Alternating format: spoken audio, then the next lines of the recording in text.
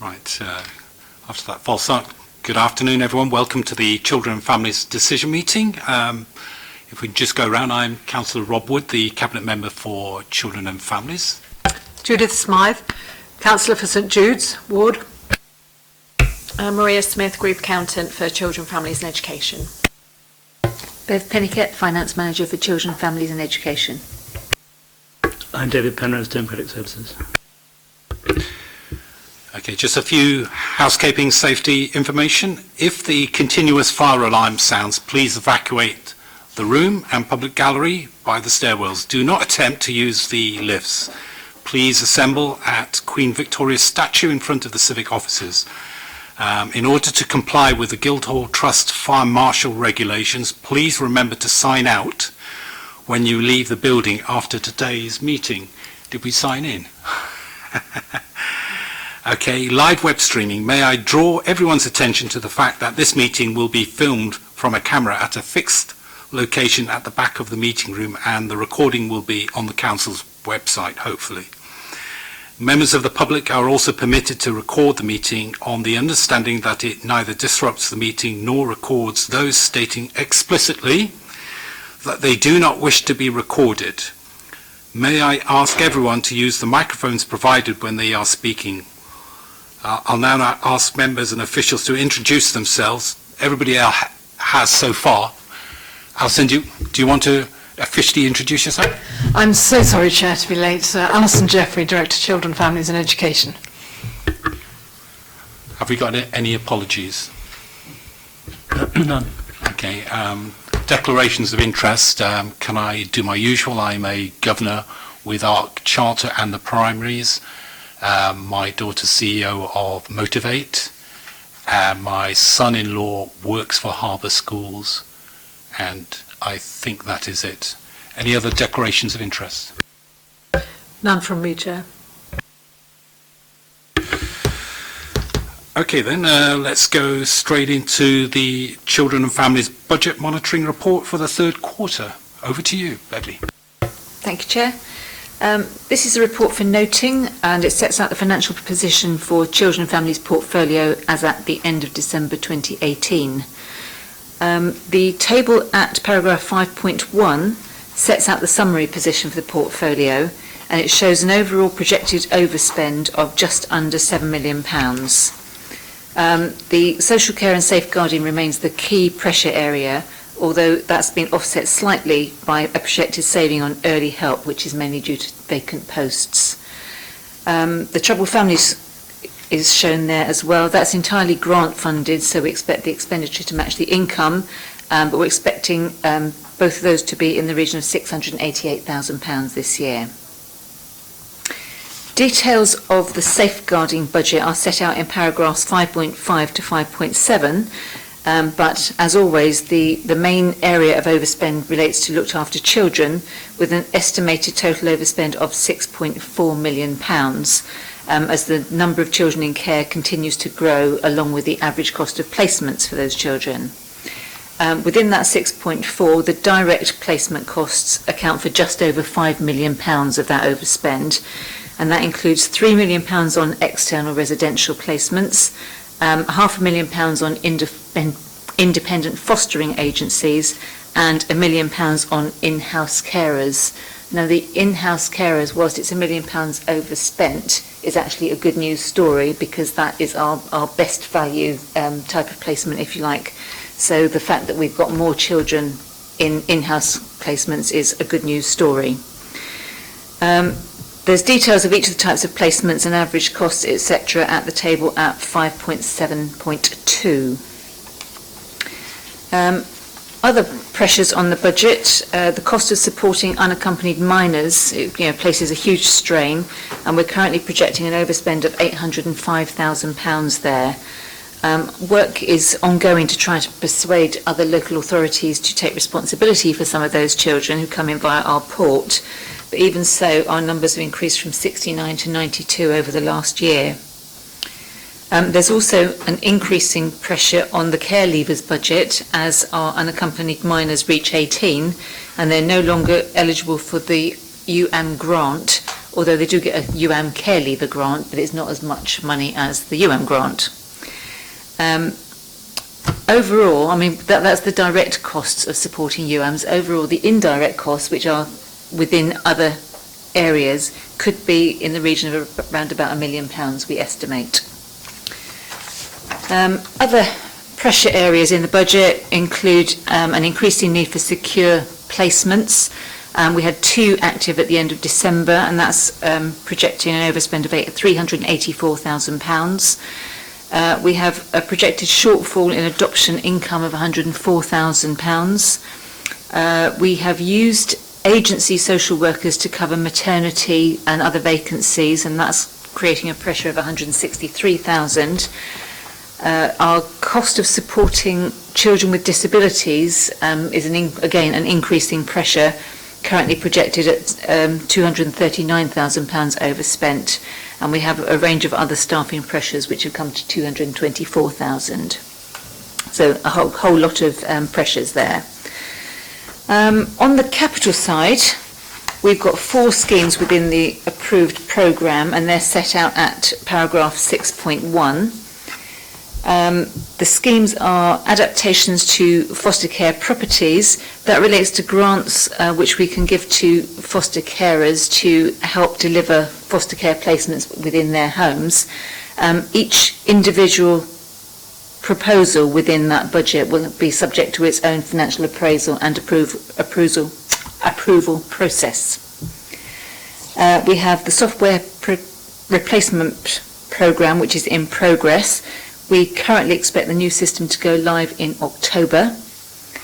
And the last 2 are works at Tangiers Road and Beachside to improve the facilities there. They're both now largely complete, although we think that there's a possible overspend at Tangiers, which is mainly due to environmental delays, bats, I believe. And if there's an overspend there, that will be met in the first instance from the Staying Close grant funding. So to conclude, whilst the projected revenue overspend is significant, we're not considered to be a high spending authority, which I think is a key point. And this is an independent view borne out by a range of benchmarking measures, as well as independent work carried out by the LGA and People2 most recently. The projected overspend of £7 million has been fully provided for in the Council budget for 2018-19, and that was approved on the 12th of February. Based on the profile of children in care at the end of December, we calculated there was an underlying budget deficit of £5.1 million. That was, of course, a point in time, and that included £800,000 in respect of unaccompanied minors. The Council has provided an additional £4 million into the Children's Safeguarding budget for 2019-20, which, together with the financial sustainability strategy being developed by the service in conjunction with People2, is expected to be able to accommodate the pressures next year. Thank you for that report. Very comprehensive, and as I've said before, I'm very pleased that we've also broken down some of these costs to give us a sort of indicative cost per placement, etc., so we can see where the money's been spent. And as a result of that, with us knowing that we, like other authorities, are under quite a lot of pressure for children's services, so this is not unusual, the ability for us to, first of all, benchmark that against other authorities where we turned out to be one of the best in terms of value for money and the spend we're putting into it. That obviously led to the fact that we have to realign ongoing the budget, which is where the 4 million this year and 3 million ongoing is going in, and also with the work that's going to go underway in terms of addressing the other areas, particularly the UAMs. One of the areas we're still looking at is for the other authorities, and I know several other authorities have now helped us out there. And also, we've also raised this within Parliament. Recently, there were questions asked in the House of Lords about UAMs and what the government is going to be doing about making sure we do local authorities get some help towards the actual underlying costs and that. So I'm happy that the projected outturn for the year of 5.1 is also, to some extent, going to be covered partly by the 4 million that we're putting in, and hopefully work on the remaining 1 million with the UAMs will bring us actually back into balance. So the 5.1 million, the question I'm going to ask is, you said in time, and we can't deny that the projection is upwards because otherwise we've not peaked. So what does that look like today? Our numbers of looked after children haven't changed significantly since the end of December. That said, I can't, with my hand on my heart, tell you what the profile looks like, because obviously it depended on the profile of the children at that time, which might be different to the profile of the children now. But overall, the numbers haven't changed a lot since the end of December. So would I be, if with the projected 4 million being put in to the current account, etc., and with the underlying 5.1 million, does that mean we are in fact looking to make up about 1 million from various initiatives, etc.? That's based on that analysis of the profile at the end of December. Yes, we'd be looking at around about 1 million to try to make up next year, with the variety of strategies that are currently in progress. I'm asking that because obviously within the service working very hard, I don't want to set a figure that is totally unrealistic and is much more achievable to give people a target that they can actually look at. Okay, thank you. Question. Are you saying that by the end of the financial year then, taking into account the 12th of February Cabinet budget decisions, we'll be 1 million adrift? I don't think I can answer that in all honesty. If nothing changed from that point at the end of December, we would be about £1 million adrift. What we don't know, of course, is what the profile of our children will look like, and the impact of the strategies underway to try to get children home more quickly and to stop them coming in. And the budget that we're setting for the service for next year, will that show 1 million saving, therefore, to counteract that? Approximately. The budget will reflect the funding that we've got, and we're working now to apply the budget across our spend areas in the most appropriate way, but we will project each time, as we do now, based on the number of children that we've got in at any one. So at the end of each month, we look at the profile of the children that we've got, and we project that on either until we know they're going, or we have a leaving date, or until the end of the year. What we can't necessarily do is project for the impact of the strategies, because we don't. I'm not seeking to hold you to it, I'm just making sure that I understand the situation in overall terms. So in overall terms, I would expect that our day one pressure would be around about £1 million. And that you'll set a budget that eliminates that during the year, or that you won't? The budget is how much money we've got. So we will set the budget that we've got, and we will aim to get as close to it as we can. Okay. Is that why, I mean, that's because my second question, Chair, is paragraph 2, the summary. I wasn't here this time last year, obviously, but did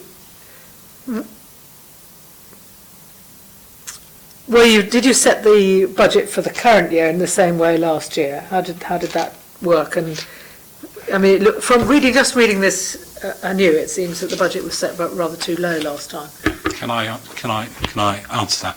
The previous administration set the budget, which we've inherited. So I think in hindsight and on review this year, with the pressures going in, there's no denying. And to be fair, in previous years it's been the same.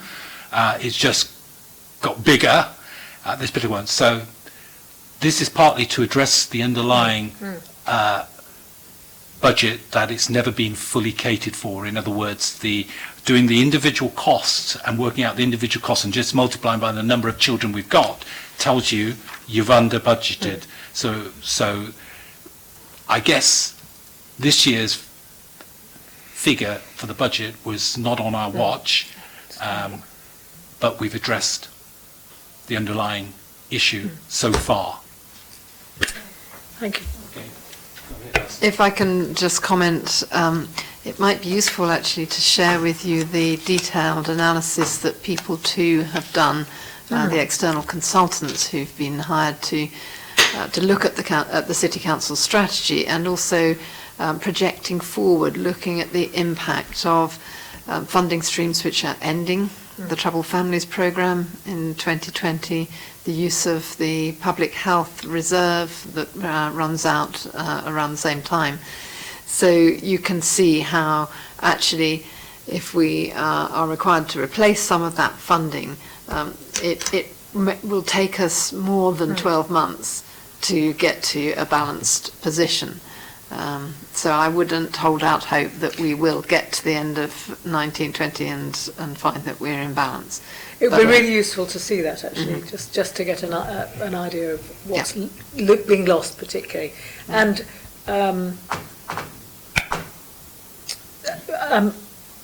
also, kind of before, perhaps at the next meeting or whenever's convenient, when you're doing it anyway, how that in conjunction with how you're going to either replace the work or the work you're going to drop as a result of that, or the forward plan, really.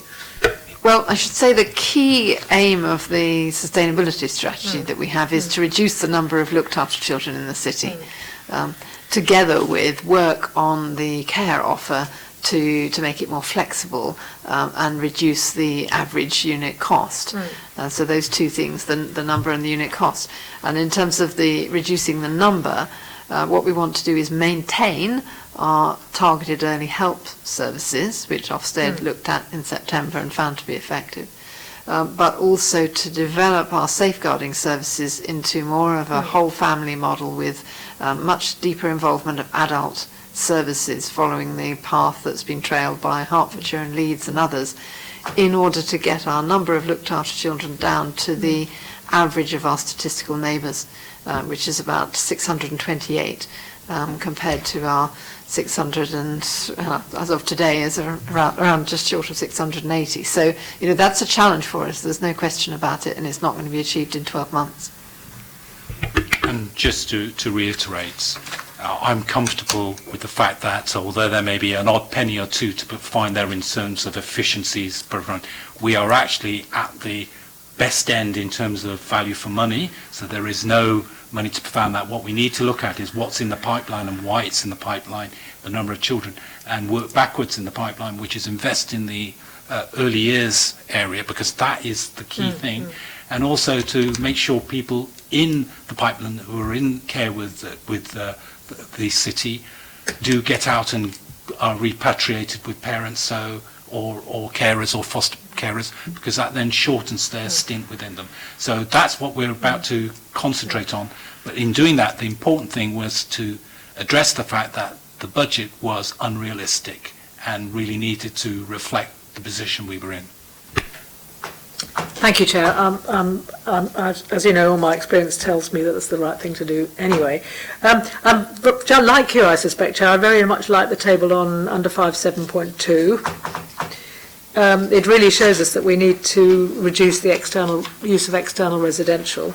I understand that this table doesn't include a cost for our in-house residential, because we cost that in a different way. I do think it would be useful for comparison, and with a heavily underscored note to this, if we had a notional cost, if say they were 90% full, what would the cost be, so that we can use that as a notional figure to compare with these. I fully appreciate that they're not always that full and there might be a loss if they're emptier, but in terms of our planning and thinking about putting children in there as opposed to the external residential, it would be nice to have a comparison in the table. So it needs a kind of heavy footnoting, but I do think it's a missing element of the table. So I mean, I would do it on something like a 90% or something like that. Or yeah, I mean, we could provide that quite easily, because we know what the cost of running the units are, and if we assume a level of occupancy, we could give you a unit. I mean, maybe 9% is not the right number because that'd be half a child or something, but just whatever's realistic. Maybe it's 1 out of the 5 or whatever it is, but. Just to confirm that we have done that analysis of how we make maximum use of our internal residential, but what our analysis shows is that it wouldn't be cost effective for us to expand our internal residential. The differential between that and the unit cost of external is not so great, actually. Okay. And the risks of voids, if you like, is significant. So we keep it to have a minimum amount of flexibility because our in-house provision is provision which we can access quickly, but it's not a cost-effective strategy to expand it. No, so I don't think I was implying we'd want to extend it. It's just that it's kind of missing from It's here, not in the and it needs to be table. recorded, even if it's a notional figure. Yeah. The second thing is, I wondered if there was policy to offer any vacant places in our own residential to the immediately surrounding parts of Hampshire, because I know that sometimes you can't put people in there because of compatibility between different groups and age groups and history of children and relationships and things. It isn't at the moment because it's so rare for us to be able to offer a place, but that's not to say we couldn't come to some arrangement, but we have to bear in mind our responsibilities obviously when we're doing that. Yeah. Perhaps I'll come and have a chat with somebody just generally about what our policy is around that. That would be really useful. But I mean, clearly this table shows us that's the area we need to look at, is the cost of the external residential. And again, perhaps I'll come in and have a chat about just a few examples of how we're using that and why, because that's where we can make the savings, isn't it? Very useful table though, thank you. Yeah, thank you for that, Judith. And I think I've spoken to officers and we would welcome your input, and they're fully on board. Yes. For you to come along and have a look at the People 2 report as well, etc. Because in Thank a way, you. sharing the care of the children in an effective way across the city is my main goal. Okay. Thank you, Chair. Thank you for your report. That's excellent. Well presented, etc. And is that it? Okay. Can I say we've duly noted and bring the meeting to an end? And So I've got a question I'd like sure, to ask. go ahead. Please. Is it appropriate? Yes, I mean, I've been on the homelessness working group recently, and it's apparent from some of their figures that there's a number of homeless people who have been in our care, and some of them seem to be under 25. And I just wondered if there's, perhaps again this will be another conversation to have about what is the destination of our children in care population. Are many of them ending up street homeless or rough sleepers, because there are 1 or 2 at least, and what we're doing to respond to the homelessness service when it reports young people under 25 who are on the street, which surely remain our responsibility until then. I can partly answer that, then I'll let Alison to answer the thing, which is we recognise that fact as well, and we're already putting strategies in place, and we're working up what we can do in the area. I can't give you what the cake looks like right now. I can only tell you the ingredients, and we've recognised we've got to bake a cake and we've got to do something about it. In fact, in my earlier briefing today, some of the areas that you talked about, which I think would be appropriate offline so that we can get your input into it if you want to, but I'll allow Alison to edit it. So it's totally recognised, and now we can see the wood for the trees. We're starting to look at all the fringe elements that make up the whole journey through children's services and the transition areas, and also saying what can we do better, a qualitative process all the way through. Yes, just to say that we've actually been able to invest more recently through a government grant to strengthen our personal advisor service, to reduce the caseloads, and some quite intensive work has been done with the relatively small number, and it is a small number, of very troubled young people who've been through the foyers and other options, and it's broken down, and it's not straightforward this at all, but we do know the position of all of them. And in fact, in the recent, a month or so ago, when we were having snow and really difficult conditions, we were, there were just a handful, and we were making sure that actually, it was 3, I think, that they had somewhere to go. The obligation on us up to the age of 26 is to provide advice. Clearly, we want to make sure that no young care leaver is living on the street. But there was one at least that we just could not get in touch with. So but the staff working really hard. Thank you. That's reassuring, because it's just that we had a meeting earlier in the week, and I observed that there were a number, and I said I would raise it today. Clearly it's, ending up on the street is not a good outcome by anybody's reckoning. And I presume also there may be some other people who are homeless here who weren't our responsibility, and do we then refer them to the authorities where they were looked after? I don't know how that mechanism works. You're referring to people who've left the care of other authorities? Yes. Yes, where we can, and where we can get in touch with another authority to say we're aware of one of your care leavers in Portsmouth, then we will. And I should add that Children's Services will be joining the homelessness working group. I just couldn't make the first meeting, but we absolutely recognise that some of these young people are very, very vulnerable. Thank you, Chair. Okay. No, great question, and it's a great opportunity for us to show our true colours, that we're looking for the total solution, and I think that's quite important, because at the end of the day, this is, if you don't try to do the right things all the way through, you end up with an issue anyway, so that's basically what we're trying to do. What's been discovered through the work that the homelessness working group has done recently is each case is incredibly complicated and difficult, with all sorts of history of chaotic and troubled backgrounds, and so the very intensive work we've done with a number of people who were previously in an encampment in Palmerston Road has paid off with them getting permanent accommodation. And I think the numbers are small, but the piece by piece, actually addressing an individual's needs in a comprehensive way is clearly much more effective than treating people as numbers, really. That's true. Okay, so any more questions? No, I can draw the meeting to an end. Thank you, everybody, for your time and trouble. Okay, go and enjoy the rest of the day. Thank you.